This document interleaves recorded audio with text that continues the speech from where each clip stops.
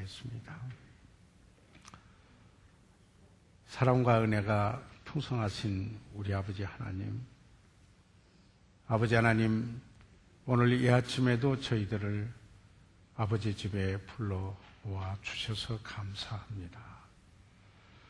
저희들을 사랑해 주셨고, 아버지, 죄인 되었을 때 사랑을 받기에 합당하지 못한 우리들이었음에도 우리가 오히려 거룩하신 하나님 앞에 죄인으로 원수 되었음에도 아버지 하나님, 죄는 미워하시되 우리를 사랑하시고 죄에서 구원하시기 위하여 그 십자가에서 피 흘리시고 고난과 고통을 당하시기까지 사랑해 주신 것 감사합니다. 아버지, 오늘 저희들은 그리스도의 그 은혜로 자라고 또 주님을 더 알기 원하고 그리하여 더 주님께 순종해 드리며 그럴 때 주 안에 더 친밀하게 거함으로 아버지 하나님 풍성한 열매를 맺어 아버지께 영광 돌리는 저희들 되기 원하는 간절한 소원이 있기에 아버지, 저희들 오늘 이곳에 모였습니다. 아버지 하나님, 모이신 한 분 한 분 위에 하나님 필요대로 만나 주시고 축복해 주시고 아버지 복되게 하여 주시옵소서. 아버지 하나님, 오늘 저희들이 공부할 때 성령께서 운행하시고 아버지 말씀을 나누는 소종이나 말씀을 받으시는 귀한 분들이나 하나님 성령께서 빛을 비춰주셔서 풍성한 열매를 맺도록 아버지 도와주십시오. 오늘 이곳에 나오신 그 발길로 인하여 하나님의 축복이 넘치도록 도와주십시오. 감사드리오며 예수 그리스도의 이름으로 기도드렸사옵나이다. 아멘. 네, 그렇으면은 저희들 그러면은 여기 10일과 계속 돈과 소유물에 대해서 저희들 공부하겠는데요. 여기에서 지난번에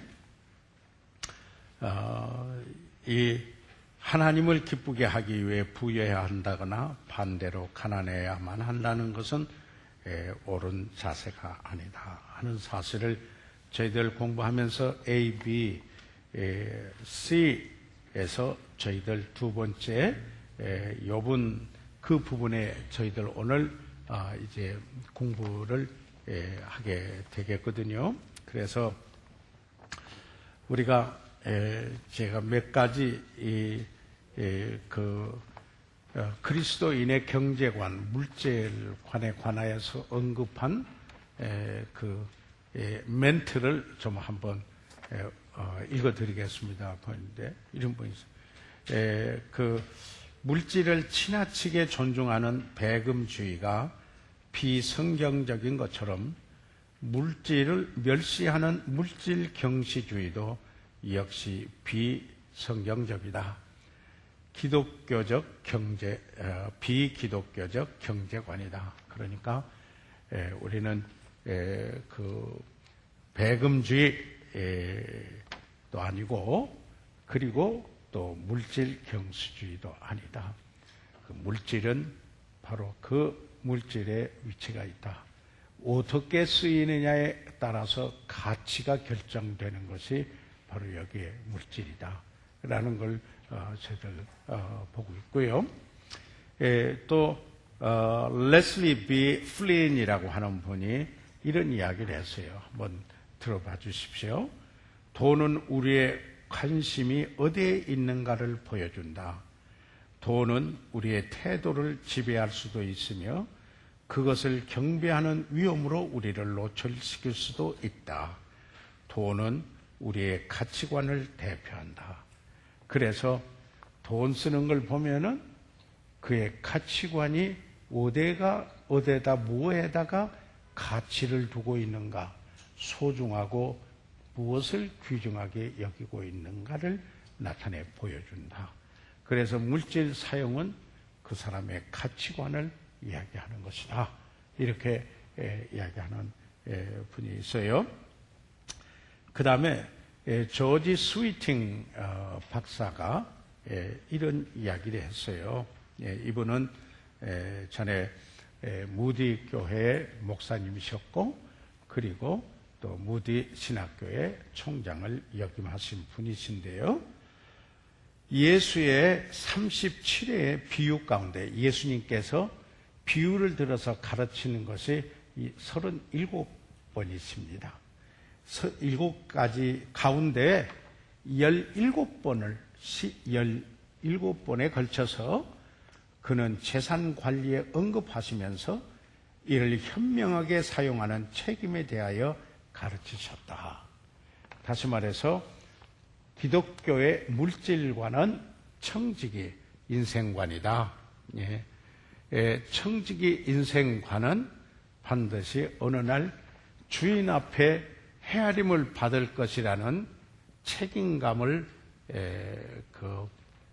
가지고 사는 그 삶이다. 그런 말입니다. 그래서 그게 제가 종종 사용하는 영어 단어인데 우리말로 번역하기 참 어려운 그런 단어입니다. account, 회계한다, 계산한다, 통장, 그런 거죠. 입출금이 다 account, ability, 그 능력인데요. 이것은 뭐냐면은, 그래서 이 통장, 헤아림을 받는다. 헤아림을 받을 걸 줄 아는 책임감을 가지고 살아가는 그리스도인의 그 인생관, 청지기 인생관을 이야기합니다. 그러니까 우리는 어느 날 그리스도의 심판대 앞에서 상을 받기 위하여 헤아림을 받을 것이라는 것을 생각하고 그런 책임감을 가지고 살아가는 그리스도인의 인생관, 이것이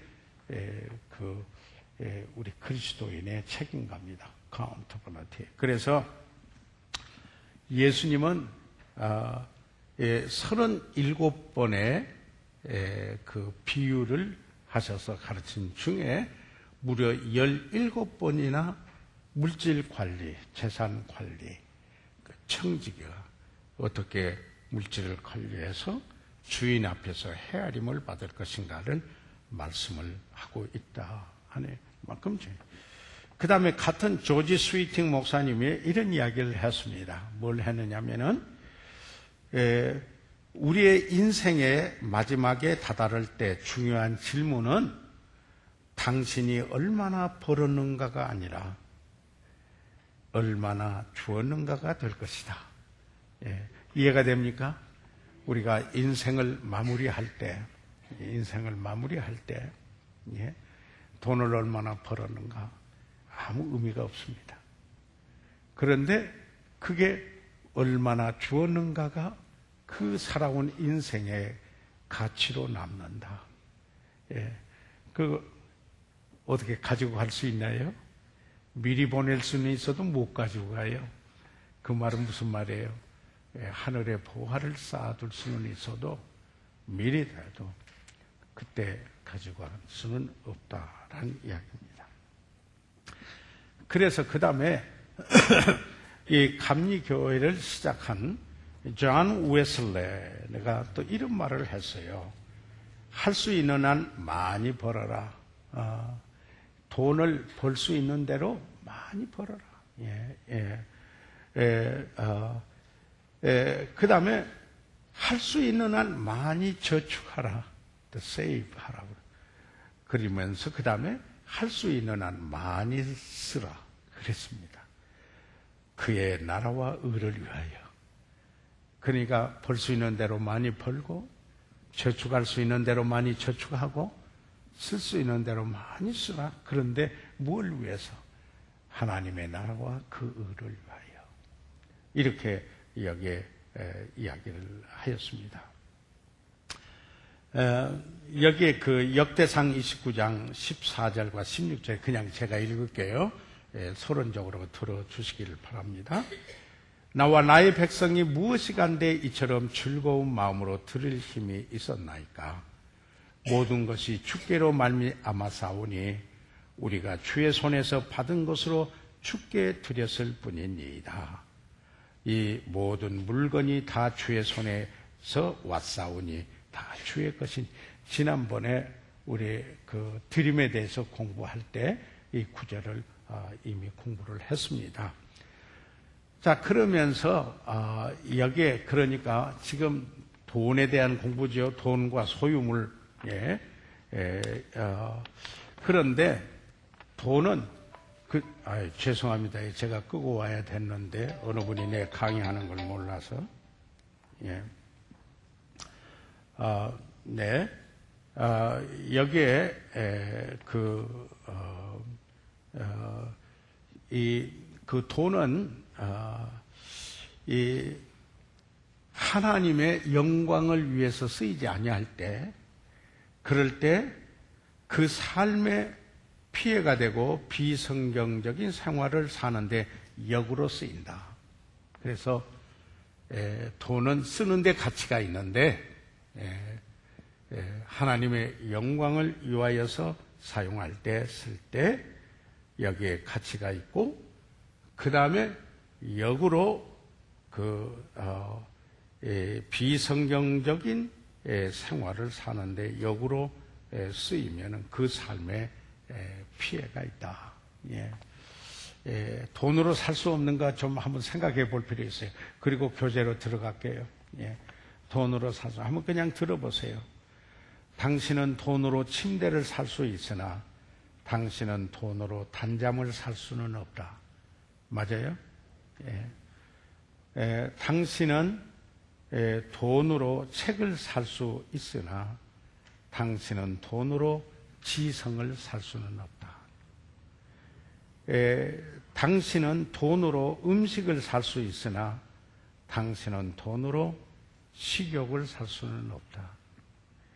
당신은 돈으로 집을 살 수는 있으나 당신은 돈으로 가정을 살 수는 없다. 당신은 돈으로 약을 살 수 있으나 당신은 돈으로 건강을 살 수는 없다. 당신은 돈으로 사치를 살 수 있으나 당신은 돈으로 문화를 살 수는 없다. 당신은 돈으로 쾌락을 살 수 있으나 당신은 돈으로 행복을 살 수는 없다. 당신은 십자가를 살 수는 있으나 목걸이 십자가, 그러나 당신은 돈으로 구주는 살 수 없다. 그러니까 돈으로 살 수 있는 게 많이 있지만은 사실상 참 중요한 것은 돈으로 살 수 없는 것들이 너무 많습니다. 자, 그래서 저희들 오늘 여기에 이제 교재로 돌아와서 저희들 보겠는데요. 지난번에 우리가 어떤 공부를 했느냐면은 가난한 사람에게 주는 이 교재 말고도 경고, 부자가 되려는 사람들에게 경고, 그리고 부한 사람들에게 하는 권면의 말씀들을 저희들 생각을 하면서 돈을 사랑하는 것이 일만하게 뿌리가 된다. 그래서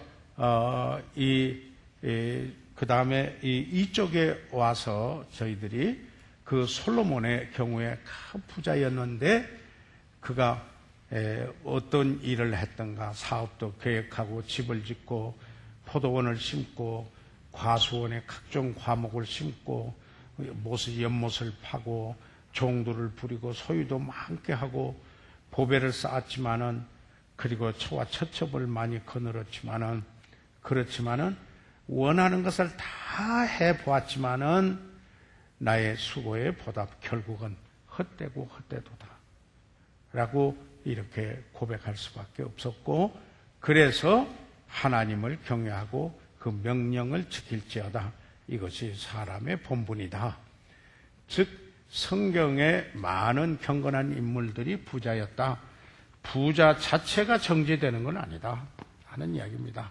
돈이 있고 없고로서 그분의 영성이 결정되는 것은 아니다 하는 말씀이죠.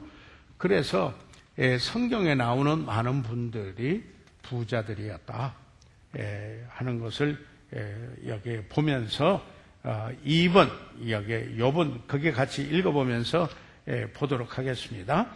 자, 2번 같이 읽으세요. 시작. 욥은 당대에 가장 부유한 사람이었습니다. 그러나 그의 부가 사라졌을 때 그 태도가 어떠했는지 살펴보십시오. 그러니까 여기에 우리가 솔로몬도 보았습니다. 그런데 이 욥에 대하여서 보니까 욥이 부자였습니다. 욥기 1장 7절을 저희들 같이 한번 읽어보시도록 하겠습니다. 자, 시작. 그 소유물은 양이 7천이요, 약대가 3천이요, 소가 500결이요, 암나귀가 500이며 종도 많이 있었으니 이 사람은 동방 사람 중에 가장 큰 자라.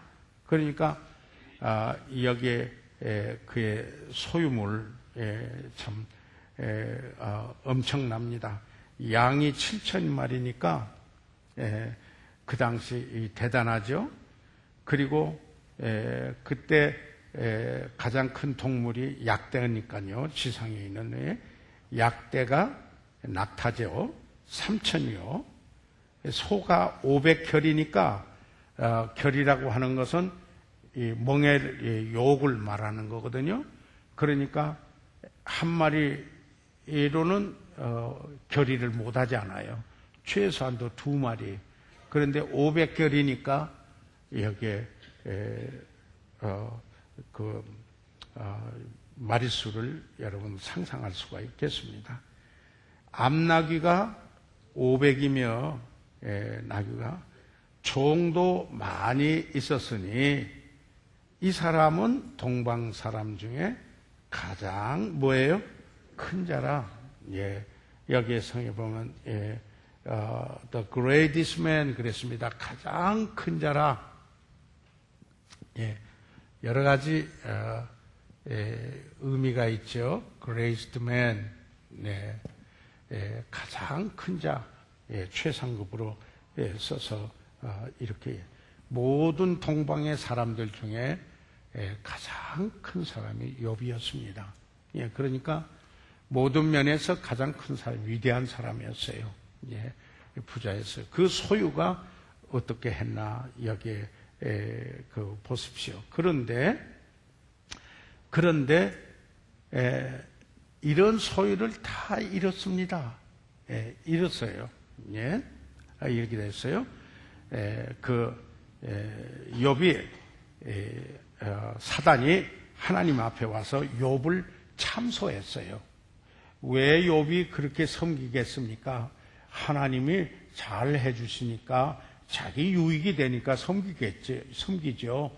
라고 하면서 그 욥의 그 동기를 거짓 고소하는 참소하는 일을 사단이 했어요. 그러니까 사단이 하는 일은 참소하는 일이에요. 다른 사람의 동기를 여기에 그릇되게 말하는 거예요. 어떤 일에 대해서. 그래서 욥에 대하여서 그 당대 의인이고 가장 위대했던 큰 사람이었는데, 그러니까 하나님께서 이 사단에게 허락을 하나 해요. 그 생명만 건드리지 말고 해봐라 그러면은 그 사람의 진정한 동기가 보일 것이다 라는 그런 의미로 이야기합니다. 그래서 어떻게 합니까? 방금 말했던 소유를 다 잃어버렸어요. 자녀들까지 다 잃었어요. 심지어는 여기에 건강까지도 참 부스러미 청수리가 발에서 머리끝까지 이렇게 건강을 잃어버리고 말았어요. 그러니까 자, 가족을 다 잃었죠. 소유도 다 잃었죠. 그러니까 아내가 옆에서 여기에 보고 있다가 오죽하였으면은 뭐라냐, 아니 그래도 당신이 살려고 합니까? 하나님을 저주하고 욕하고 죽으라 그럽니다. 예. 그래서 어떤 분들은 세상에 아내가 그럴 수 있겠느냐 하는데, 이런 입장에 처해 보면은 그러지 않을 여자가 있겠느냐, 어떤 분이 또 그럽니다. 이렇게 말하기도 합니다.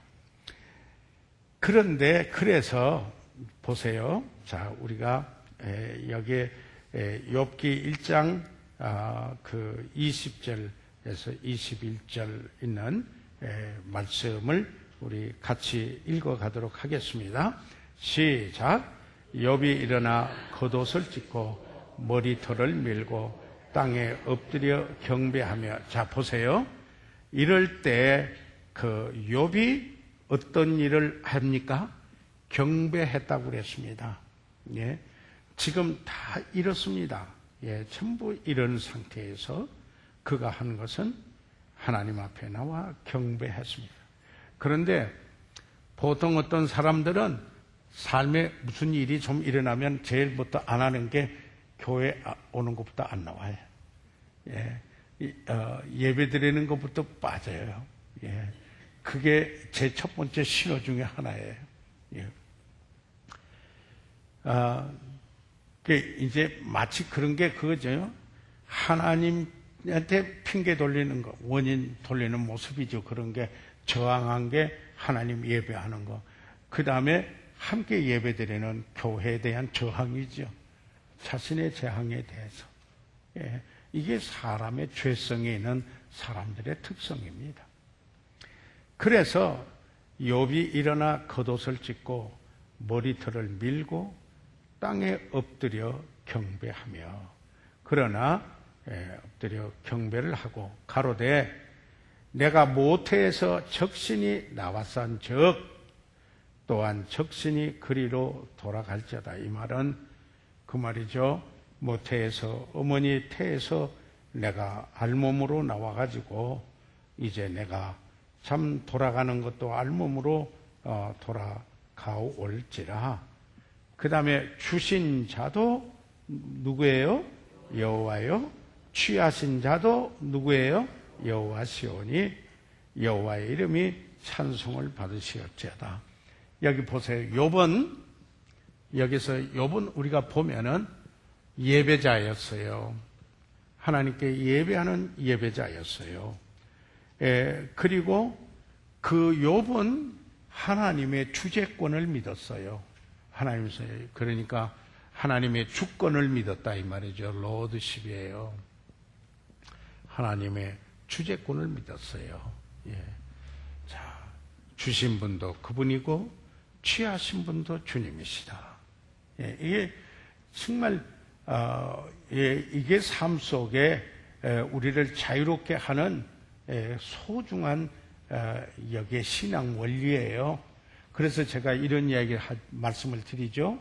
상 주시는 이도 주님이시고 신혼해 주시는 분도 원수 갚는 이도 주님이시다. 그렇기 때문에 원망 불평하지 말고 주님의 주님 되심을, 로드 주님의 주님 되심을, 그게 10이에요. 주님 되심을 인정하고 살라 하는 이야기입니다. 그런데 그 욥에게서 우리가 볼 수 있는 것은, 욥은 그런 상황 속에 예배드리고, 그리고는 그의 고백 속에 주님의 주제 되시고 주권자이심을 고백하고 있다는 것입니다. 자, 여러분의 삶과 제 삶은 어떤가 한번 보십시다. 예. 그래서 여호와의 이름이 찬송을 받을지로다. 그러니까 이러든 저러든 누가 찬송을 받아요? 그러니까 여호와께 영광을 돌리는 참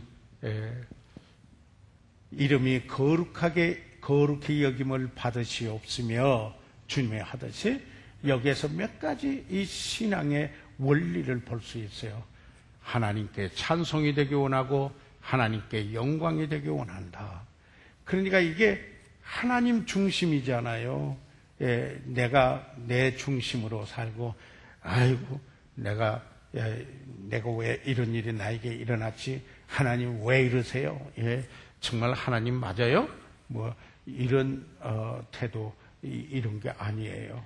아니고 그는 정말 하나님께 그 어려운 중에 예배하고 주님의 주님 되심을 인정하고, 오히려 이런 일을 통하여서도 누가 영광을 받으시더라고요? 하나님의 영광을 받고 찬송을 받으시기 원했습니다. 그래서 22절에 이 모든 일에 욥이 범죄하지 아니하고 하나님을 향하여 어리석게 원망하지 않았다. 그러니까 이때 뭐예요? 범죄하기 쉬워요. 예. 이렇다면은 소유물을 잃고 몸에 병고가 오고, 그리고 내가 소중히 여겼던 것을 상실하게 되면은 그때 범죄하기 쉬워요. 원망하기 쉬워요. 예. 원망하죠. 그런데 욥은 어땠어요? 하나님께 예배했고 주님의 주님됨을 인정했고, 그리고 하나님이 영광되기를 바랐고, 그렇기 때문에 범죄하지 않고 원망하지 않았어요. 여기에 원망하는 것이 범죄라는 것을 여러분 기억해 두실 필요가 있습니다. 이 둘이 필요가 있습니다. 그래서 참 그 욥을 우리가 생각하면은 그 부자였지만은 그의 마음이 그 재산에 다 있는 것은 아니었다. 그 중심이 주님에게 가 있었다. 아멘.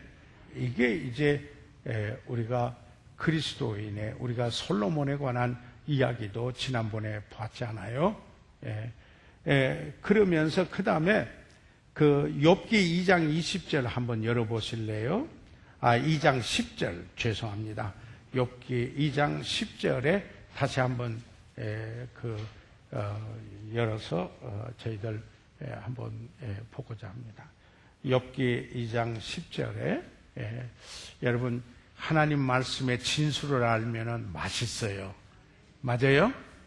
그 말씀 보면 스스로 그냥 흡인돼요. 그냥 참 이렇구나. 예? 자, 욥기 2장 10절을 같이 한번 읽어보십시오. 시작. 그대 말이 다시요. 시작. 그대의 말, 어리석은 여자 중 하나의 말 같도다. 우리가 하나님께 복을 받았은즉 재앙도 받지 아니하겠느냐 하고 이 모든 일에 입술로 범죄치 아니하느라. 야, 그러니까 여기에 그 모습을 보십시오. 어떤 모습이냐면은 여기에 참 우리가 하나님께 복을 받았은즉 또한 재앙도 받지 아니하겠느냐라고 하면서, 그럴 때 그 입술로 범죄하기 쉬운데 그가 입술로 범죄치 아니했다라고 여기에 말씀을 하고 있습니다. 그런데 자, 그러면은 욥의 결국이 어떻게 됐는가 좀 알고 싶지 않으세요?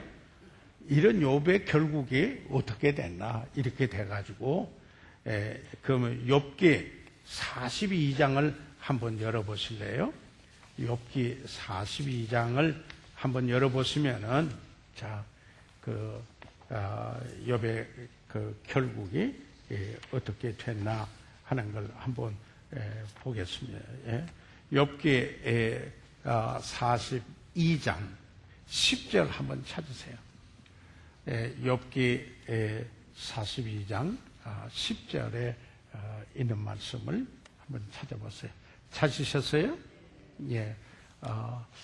자, 욥기 42장 10절에 저희들 보면은 같이 읽으세요. 시작. 욥이 그 벗들을 위하여 빌매 여호와께서 욥의 공경을 돌이키시고 욥에게 그전 소유보다 갑절이나 주신지라. 아니, 지금 욥이 뭘 해요? 자기 친구들을 위해서 기도했어요. 맞죠? 그런데 이 친구들이 어떤 친구들이에요? 위로한다고 와가지고 비판했어요. 네가 뭔가 잘못해서 그런 거지? 라고 비판을 했어. 그런데 욥의 태도는 하나님께 대하여서 올바른 태도를 가지고 있었을 뿐만 아니라 사람에 대하여서도 올바른 태도를 가지고 있어서 어떻게 했느냐면은 그 친구들을 위해서 기도를 했어요. 다시 말해서 중보 기도를 했다라고 하는 말씀이거든요. 그러면은 중보 기도를 한데 축복은 누구에게 왔어요? 친구들을 위해서 기도했는데 기도한 자기에게 돌아왔어요. 여러분, 이 중보 기도의 그 특성을 여러분 생각해 두시기를 바랍니다. 그 뭐냐면은 여러분이 다른 사람을 위하여서 중보 기도를 하면은 그 중보 기도를 하는 그에게 하나님이 축복하신다. 아멘. 이것을 생각하시고, 물론 동기가 복받기 위해서 그런 건 아니지만은 여러분이 다른 분을 위해서 기도할 때 하나님이 나를 축복하신다. 아멘. 예. 그래서 여러분의 기도 생활에 과연 몇 명인 위해서 여러분이 중보 기도하는가? 여러분의 기도는 가족에 한정되어 있는가?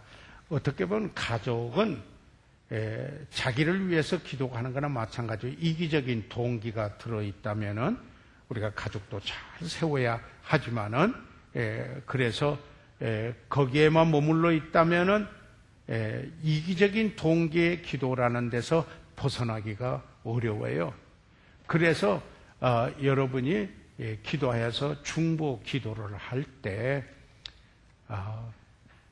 그 넝쿨이 담장을 넘어가듯이 그래서요 그 성경에 보면은 그 넝쿨이 담장을 넘어가듯이 여러분이 넘어가서 다른 사람을 생각하고 위해서 기도하는 이 기도 생활이 되시길 바랍니다.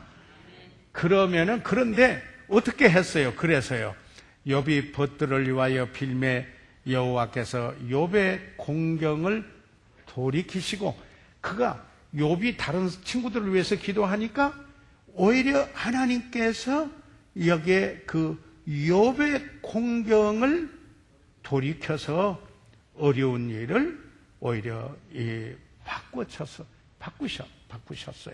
그래가지고 어떻게 했어요? 소유보다 뭐예요? 갑절이나 주셨다고 그랬어요.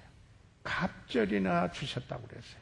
소유보다 갑절이나 주셨다고 그랬어요.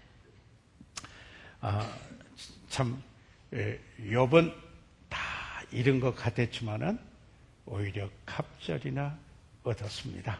할렐루야. 아멘. 네.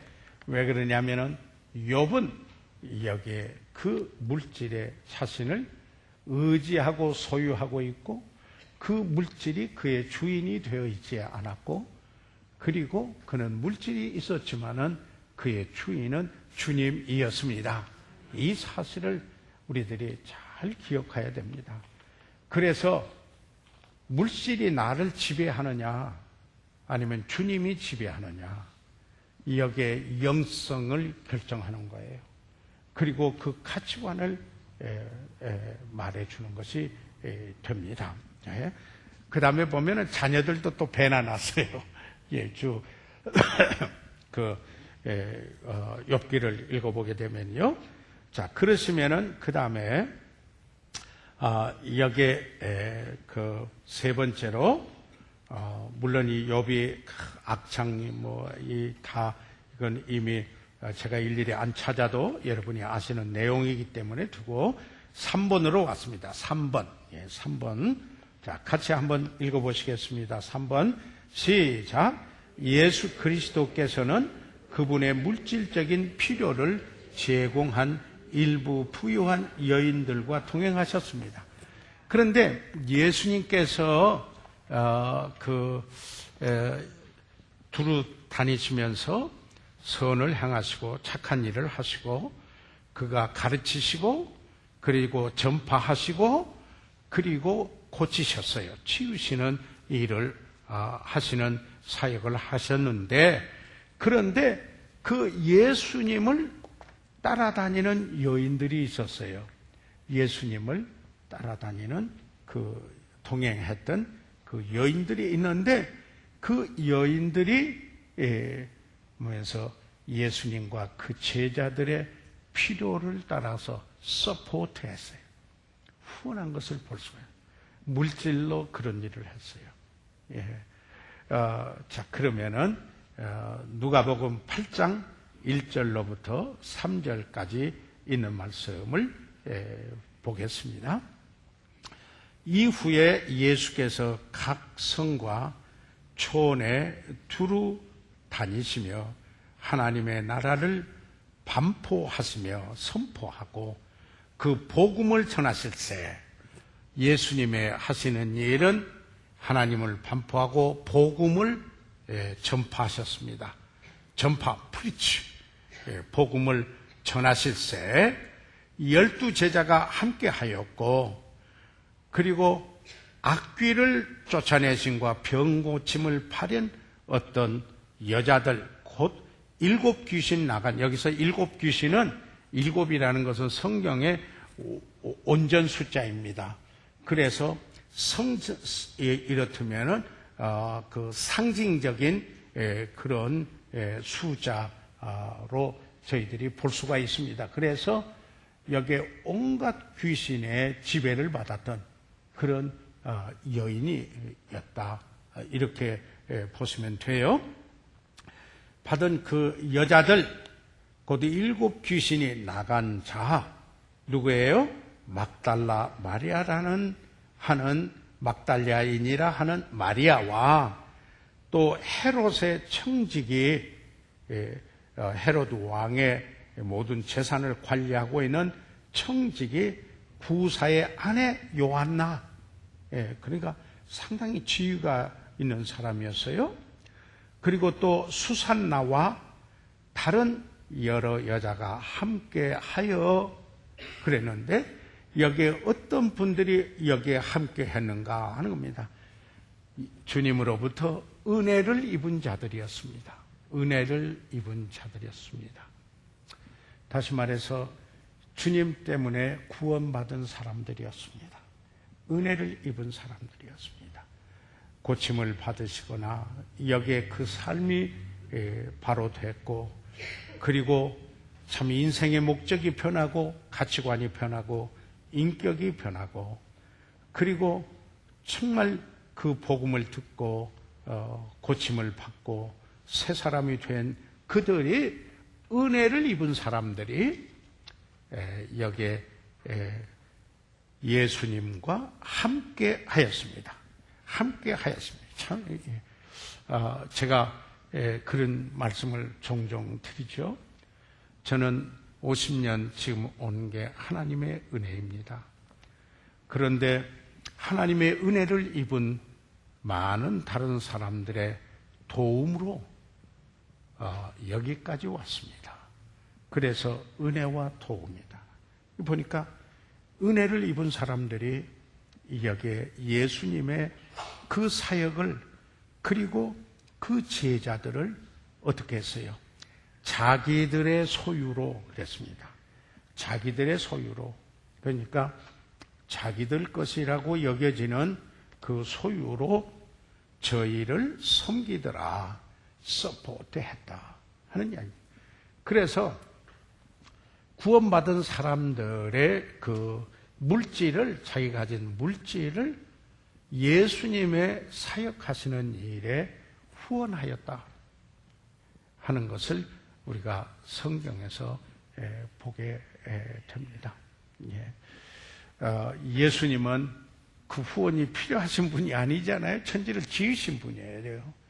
그럼에도 불구하고 하나님의 계획은 은혜를 입은 자들로 하여금 그 결과 그들의 소유물로 도와서 서포트해서 그 사역이 이루어지도록 하는 것이 하나님의 계획이었다.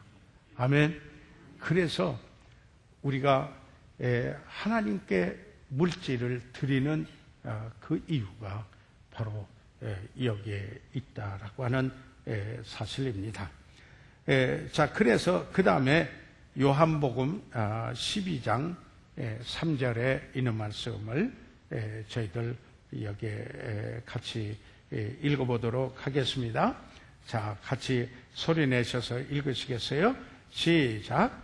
마리아는 극히 비싼 향유 곧 순전한 나드 한 근을 가져다가 예수의 발에 붓고 자기 머리털로 그의 발을 씻으니 향유 냄새가 집에 가득하더라. 우리가 지난번에 드림에 대하여서도 공부를 했습니다. 우리가 하나님께 드리는 드림에 있어서 기본적인 드림이 있습니다. 첫째, 기억하시죠? 기본적인 드림이 있습니다. 이것은 11조, 일을 얻은 대로 해서 그 드리는 기본적인 드림이 있습니다. 그 다음에 두 번째로 어떤 감동이 있어서 즐거이 드리는 거 있었죠? 즐거움으로 즐거이 내는 자, 즐거워 차원, 억지로나 인색함으로 하지 아니하고 즐거움으로 내는 자. 이게 헌금에 감사헌금도 있고 특별헌금도 있을 수가 있습니다. 여러 가지로. 그 다음에 세 번째로 하는 게 희생적인 헌금입니다. 희생적으로 특별히 그의 사랑을 나타내 보이고, 그리고 탐심이 없음을 나타내 보이고, 그리고 이것은 전적으로 하나님의 은혜였다라는 것을 나타내 보이는 희생적인 드림이 있다라는 것을 저희들 지난번에 공부를 했죠. 그러면은 오늘 여기 요한복음 12장 3절에 나오는 바로 여기에 마리아, 이 베다니의 처전이죠. 베다니의 나사로, 마르다, 마리아, 이렇게 3남매가 살고 있었는데, 성경에 나오는데 같은 집에 예수님이 3번이나 방문했다는 기록이 있는 것은 이 가정뿐입니다. 그래서 뭐라고 이야기를 하느냐면은, 참으로 예수님의 친구 집이다, 이렇게 자주 들렸던 바로 이런 것인데, 그 오라버니 나사로가 죽었다가 살아났어요. 예수님이 살려서 문둥이 시몬의 집에서 잔치를 하게 되는데 여기에 마리아가 자기의 옥합을, 여기에 이 순전한 나드 한 근을 담은 옥합을 가지고 와서 값진 옥합을 깨뜨리고 그 향유를 예수님에게 부었어요. 그렇죠? 그 사건이, 이것은 희생적인 드림입니다. 그 여인이 가지고 있는 전부였을 거예요. 아마도요. 이게 뭐냐면은 여기에 그 300데나리온이다 값이라고 이렇게 했는데, 그때 한 데나리온은 하루에 성년 남자 장년의 하루 품삯이 여기에 한 데나리온이었어요. 그러면 300데나리온이면은 안식일을 빼고 나면은 1년 노임에 해당되는 액수였어요. 그 당시에요. 그러면은 오늘날 평균적으로 작년 하루에 노임을 우리로 친다면은 얼마를 치겠는지 여러분 마음대로 계산을 해보세요. 뭐 하여튼 5만 원 만약에 한다 하더라도 여기에 300으로 이렇게 곱해야 되지 않겠어요? 단시, 천만, 10만, 100만, 3, 5, 15. 엄청나네. 1억 5천인가, 그렇죠? 하여튼, 그렇게 해당되는 값진 향유. 아마 이것은 여인으로서는 평생 모았던 것일 거예요. 평생 모았던 것이에요. 그 값은 성년 남자의 1년에 벌어야 하는 값이지만은 그 소중한 것을 옥합을 깨뜨리고 이 향유를 예수님의 발에다가 머리에서 쫙 부었어요. 예수님의 발에 붓고 자기 머리털로 그 발을 씻으니 보세요. 유대인의 관습에 잔치를 하는데 손님이 오면은 어떻게 해요? 대야에다가 물을 떠서 수건을 준비해가지고 그 종들이 그 여행하면서 사막 같은 길을 와서 먼지가 끼었으니까 발을 씻겨주고 수건으로 닦아주는 일들이 종들이 하는 일이에요. 그런데 여기에 성경에 보니까 시몬이 문둥병자였다가 그가 나은 걸로 여겨져요. 그래서 잔치를 한 것 같아요. 그런데 예수님에 오셨는데 시몬은 예수님 발 씻겨줄 생각도 안 한 것 같아요. 이 성경을 이렇게 보면은. 그런데 여기에 이 마리아는 그 발을 뭘로 씻기는가? 옥합을 깨뜨리고 향유를 발에 붓고 자기의 머리로, 그때 긴 머리로 그 예수님의 발을 씻기니까 향유 냄새가 온 집에 가득하더라. 여기에 사람들이 왜 허비하느냐 그랬어요. 왜 그 허비하느냐? 그것은 자기들 생각으로 계산하는 것이에요. 왜 허비하느냐? 가룟 유다가 그랬어요. 첫째로. 그건 돈깨를 맡고 있는 사람이거든요. 그래서 가끔가다 돈깨를 맡고 자기가 도적질에 가는 그 가룟 유다예요. 그러니까 이 자기 몫이 해당이 안 되는 거거든요. 그래서 허비한다. 그런데 제자들도 그래서 이거 봐가지고 가난한 사람들 도와줄 건데 왜 이렇게 합니까? 라는 생각을 가지고 있었어요. 그러나 예수님은 이 여인의 그 뜻을 알았어요. 늘 예수님의 발 앞에 앉아서 복음을 듣던 이 여인에게서는 예수님이 이제 곧 죽으시고 장사 지냄을 받을 것을 알았어요. 미리 장사를 지내는 거예요. 다른 여자들은 나중에 예수님에게 그 향유를 가지고 무덤을 찾아갔을 때 이미 부활하시고 없었어요. 그죠? 그런데 이 여인은 영적으로 밝았어요. 그래서 딱 그때 그 기회를 여기에 희생적으로 주님 앞에 드려서 주님을 미리 장사 지내는 일을 여기에 했습니다. 얼마나 뛰어난 것이에요. 그래서 예수님이 뭐라고 그랬어요? 복음이 전해지는 곳에서는 이 여인이 하는 것을 말해서 기억하게 하라고 그랬습니다. 그 말은 왜 그러냐? 우리들의 그리스도인의 우리들의 삶 속에 항상 그리스도 중심이어야 한다. 그리스도 중심이어야 한다. 주님 앞에 드리고 희생이라고 말할 수가 없다. 리빙스턴이 아프리카에서 선교사를 하고 돌아와서 얼마나 그 기자들이 막 인터뷰를 하면서 얼마나 희생을 했느냐고 이야기를 하니까 그렇게 주님 앞에 모독되는 소리를 하지 말라고 리빙스턴이 주님께서 나를 위하여 목숨을 버리시고 그처럼 희생을 주신데 어떻게 거기에 비교해서 나를 희생했다고 하겠느냐 이렇게까지 이야기를 했습니다. 다시 말해서 하나님의 영광을 위해서 하나님의 뜻을 이루는 그 일을 위하여서 사람들이 일반적 시각으로 볼 때는 허비하는 것으로 낭비로 보여질는지 모르지만은 거기에 하나님의 뜻을 이루는 놀라운 의미로 희생적인 드림이 있었다 하는 이야기입니다. 그거는 여인이 그랬어요. 마리아 여인이 그랬어요. 아까 두루 다니면서 예수님과 함께 하였던 분 여자들이었어요. 그분의 그 무덤에 찾아갔던 분도 여자들이었어요. 남자들보다 비율이, 제자들은 전부 남자들이었지만은 여기에 그 도움을 주는 거룩한 여인들이 있었다.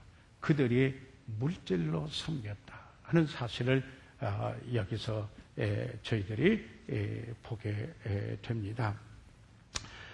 자, 그러면은 그 다음에 저희들 이제 로마 숫자 2번으로 왔습니다. 로마 숫자 2번으로 같이 소리 내셔서 함께 읽어보도록 하겠습니다. 시작. 어떤 경우에 돈이나 소유물이 나와 하나님 사이의 관계에 방해가 되는가? 문제는 이겁니다. 저희가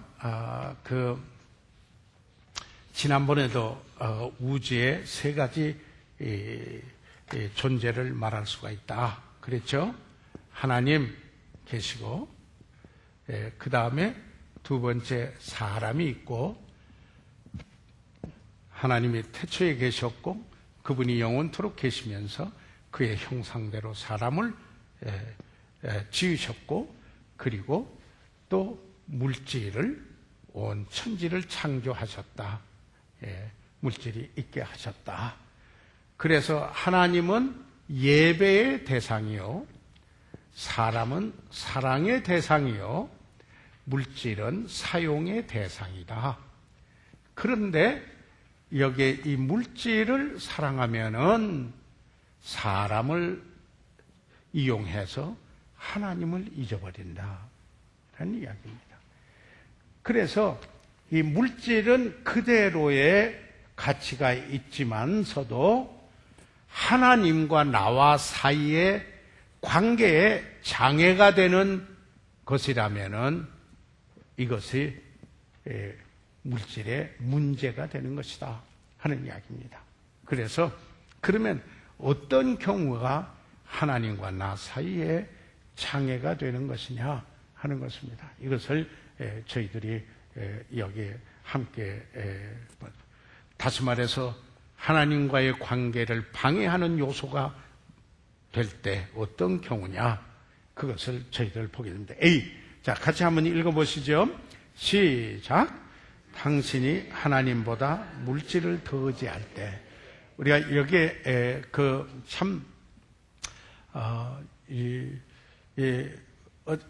지난 화육 공부 때 우리가 엘리가 뭐냐 하면은 하나님보다 자기 자식들을 더 중하게 여겼던 게 문제였습니다. 그 우리가 공부해 그렇지 않아요? 하나님보다 자식을. 그래서 실제로 그 엘리 제사장은 자기가 제사장의 일을 하면서도 하나님이 마음에 있는 게 아니고 자식이 마음에 있었고 이기적인 것이었고, 그러니까 그 일을 위해서 모든 게 탈출을 하게 되는 겁니다.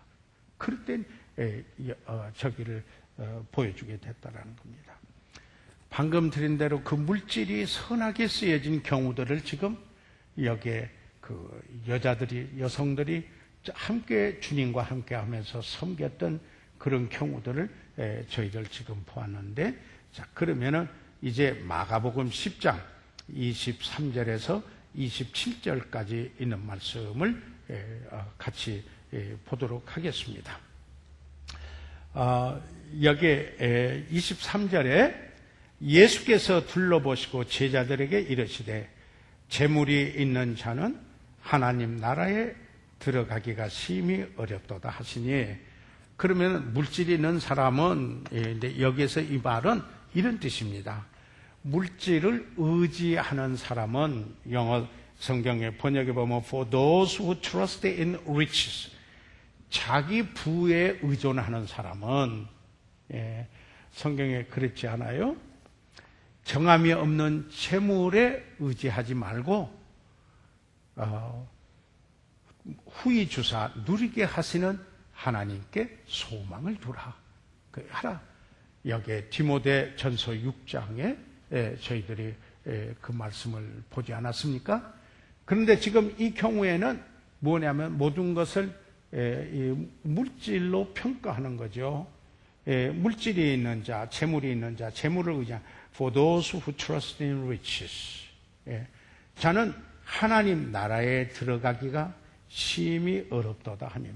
그래서 하나님께 여기 예수님께서는 그 가르치실 때 비유법을 하셨는데 이 비유법 중에서도 아주 가장 극단의 대조적인 그런 비유를 하셔서 저들로 하여금 그 의미를 간파하도록 그렇게 하셨습니다.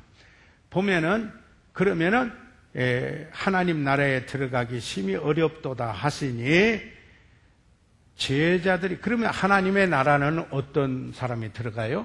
하나님을 의지하고 믿음을 가진 사람, 예수 그리스도를 구주로 믿은 사람이 들어가는 나라죠. 그죠? 그런데 여기 이 사람은 물질을 의지하고 있는 사람. 그 대개 그런 분이 하나님 나라에 들어가지고 예수 믿으려고 하지를 않아요. 그게는. 그래서 제일 먼저 들은 게 헌금이, 거기 교회 가면 왜 헌금 이야기, 돈 이야기 하느냐. 그래서 못 가겠다. 이렇게 반응을 하게 되는 겁니다. 그 의미를 모르고 그렇게 말합니다. 그래서 예수님이 그렇게 말하니까 제자들이 그 말씀에 논란이라 했어요. 자, 그러면은 왜 그런가? 왜 제자들이 놀란가? 유대인의 유대교에서는 이 부는 하나님의 은총의 상징이었어요. 축복이었어요. 부는 유대교에서 축복으로 생각했어요. 많은 경우에 부는 그 축복으로 생각을 했어요. 그런데 뭐라고 했냐면 지금 예수님이 재물이 있는 자는 하나님 나라에 들어가기가 심히 어렵도다. 그러니까 제자들이 깜짝 놀란 거예요. 예수님이 이런 일에서 너희가 지금까지 이렇게 들어왔지만은 나는 이렇게 말하노라. 이렇게 많이 가르쳤어요. 맞습니까? 그래서 여기에 놀라는지라 그래가지고 예수께서 다시 대답하여 가르사대 얘들아 그랬어요. 누구를 가르쳐서요? 제자들. 왜 이 표현을 썼겠는가? 성경 강해자들은 제자들이 놀래니까 영적으로 너무 미숙한 어린아이 같아서 얘들아 이렇게 하게 예수님이 얘들아 이렇게 이야기를 하셨다. 참 얘들아 하나님 나라에 들어가기가 어떻게 어려운지 보세요. 약대는 뭐예요? 낙타죠? 캐멀 낙타인데 그 당시 팔레스타인에서는 제일 큰 동물이 약대예요. 낙타예요. 제일 큰 동물하고 비교를 하는 거예요. 그러면서 보세요. 여기 뭐라고 해야 되냐면 약대가 바늘귀에 나가는 것이 바늘귀로 나가는 것. 바늘귀는 제일 작은 거였어요.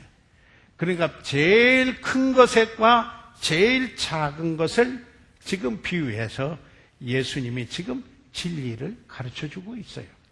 이렇게 저들에게 가르쳐 줬어요. 그래 나가는 것이 부자가 하나님 나라에 들어가는 것보다 쉬우니라. 바늘귀로 나가는. 그래서 자 부자가 여기에 마치 하늘나라에 가는 것은 여기에 약대가 바늘귀에 들어갈 수 있느냐? 그러지 못하는 것처럼 얼마나 부자가 하늘나라에 가는 것이 어려운 줄 아느냐? 그런 겁니다. 어떤 분이 자기 부를 의지하고 있는 사람이에요. 여기서 말하는 겁니다. 돈을 가졌다 그런 게 아니에요. 자기 부에 의지. 그래서 너희들은 그렇지 않아요? 물질을 겸하여서 만몬을 겸하여서 하나님을 섬길 수 없다. 그렇게 성경에 예수님이 그러니까 그것은 분명해져야 됩니다. 예, 하나님과 물질에 있어서 물질은 사용의 대상이고 그리고 하나님은 예배의 대상이다. 그러니까 제자들이 심히 또 놀랐죠. 심히 놀라 서로 말하되 그런즉 누가 구원을 얻을 수 있까 하니. 그러니까 약대가 바늘기로 들어가는 것이 어려운데 그보다 더 어렵다고 그랬으니까 그러면 누가 구원받겠습니까? 그랬어요. 그들은 지금 물질은 축복으로 생각했는데 예수님께서 이렇게 하시니까 저들이 심히 놀라는 거예요. 그러면 누가 천국 갈 수 있겠느냐? 이렇게 이야기합니다. 그래서 누가 구원을 얻어 예수께서 저희를 보시며 가라사대 사람으로 할 수 없으되 하나님으로는 그렇지 아니하니 하나님으로서는 다 할 수 있느니라. 이 무슨 말씀이에요? 그래서 구원은 천국 가는 것은 사람이 자기 힘으로 못 간다라는 겁니다. 돈을 주고도 사서 갈 수 있는 것도 아니다라는.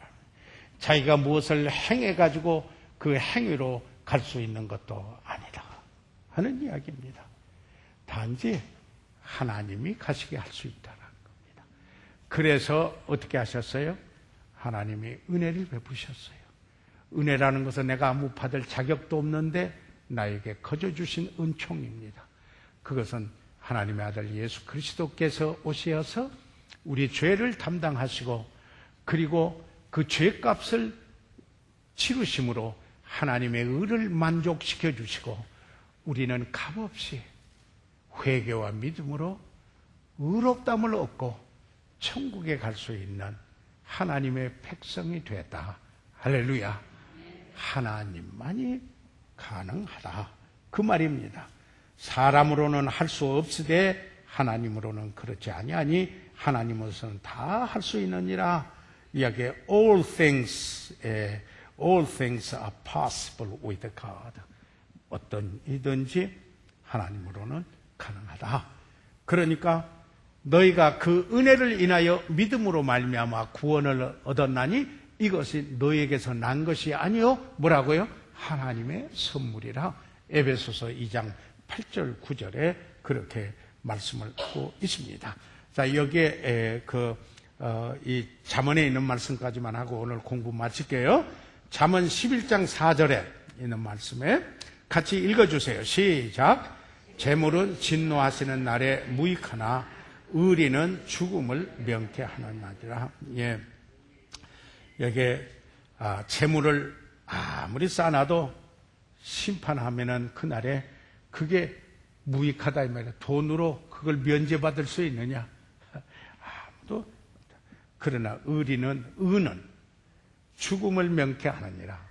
심판으로 말미암는 멸망에서 면하게 되는 게 의인데, 의라는 거는 뭐예요? 너희가 믿음으로 의롭다함을 얻는다. 아멘. 그래서 하나님을 믿는 그 믿음으로 의롭다함을 얻는 것이 됩니다. 자, 그래서 잠언 11장 28절에 같이 한번 읽어보세요. 시작. 자기의 재물을 의지하는 자는 패망하려니와 의인은 푸른 잎사귀 같아서 번성하리라. 자기 재물을 의지하는 자는 어떻게 한다고요? 패망하여 fall. 예. 그러나 의인은 하나님을 의지하는 사람이에요. 예수 그리스도를 구주로 믿음으로 하나님을 의지하는 사람은 의롭다함을 여김을 받은 의인은 푸른 잎사귀 같아서 어떻게 해요? 번성해요. 패망하지 않고 오히려 번성한다. 이렇게 여기에 말씀을 하고 있습니다. 그렇기 때문에 우리가 물질은 사용의 대상이지 의지의 대상은 아니다. 여러분의 생애를 물질에다가 의지하지 마시기 바랍니다. 하나님께 의지하시기 바랍니다. 그러면은 여러분이 어떻게 물질을 사용할지 알게 되고 여러분의 삶의 가치관이 바르게 확립이 되어진다. 그래서 오늘 여기에 당신이 하나님보다 물질을 더 의지할 때 물질은 오히려 해가 된다는 것을 보았고, 그 다음에 저희들 계속해서 공부를 하도록 하겠습니다. 자, 그러시면은 저희들 9월 25일 날이 무슨 주일이에요? 새영원 인도 특별한 주일이 되겠습니다. 우리는 그때 영혼을 인도하기 위하여 지금 뭐 하는 기간이에요? 새 영혼을 하나님 보여주시도록 저희들 기도하는 기간입니다. 여러분 그렇게 기도하십니까? 기도할 때마다, 모임 때마다 여러분 꼭 그렇게 기도해 주시기를 바라고요. 또 주일 예배를 위해서, 여름 사역을 위해서 어린이 성경학교 그리고 여름 수양회를 위하여서 여러분 꼭 기도해 주시고, 엄태양 목사님 이번에 강사로 오시는데 위해서 기도해 주시고, 또 저도 풍성한 삶 세미나를 인도하게 됩니다. 여름에 그 강릉에 있는 관동대학에 우리가 모두 가서 교제하고, 또 좋은 식사로 풍성한 비싼 막 값진 건 아니더라도 보통 먹을 수 있는 식사로서는 저는 충분된다 생각합니다. 그 식사를 하면서 교제하고 하나님께 예배하고 저희들이 그래서 나흘을 같이 지나면은 주일만 오면서 4년을 다닌 거하고 맞먹어요. 관계가 나흘 동안을 함께 지나면. 그래서 이 수양에 꼭 위해서 기도하시고 오실 수 있도록 최선을 다해 주시기 바랍니다. 그러면은 기도하고 마치도록 하겠습니다. 살아계시는 우리 아버지 하나님, 오늘 저희들 이 복되고 좋은 날, 사랑하는 모친들, 사랑하는 자매님들, 우리 귀한 하나님의 백성들이 하나님의 말씀을 사모하여서 오늘 이곳에 모였습니다. 아버지 하나님, 정말 하나님 말씀을 받으시고 또 그 말씀에 반응하고 그러므로 순종코자 하는 거룩한 소원으로 살아 아버지 하나님 그 삶의 목표가 그리고 가치관이 인격이 변화져서 세상을 감동시키고 하나님의 영광을 위해서 쓰이는 귀한 하나님의 사람들이 되도록 하나님의 그런 쓰시는 사람들이 되도록 축복해 주십시오.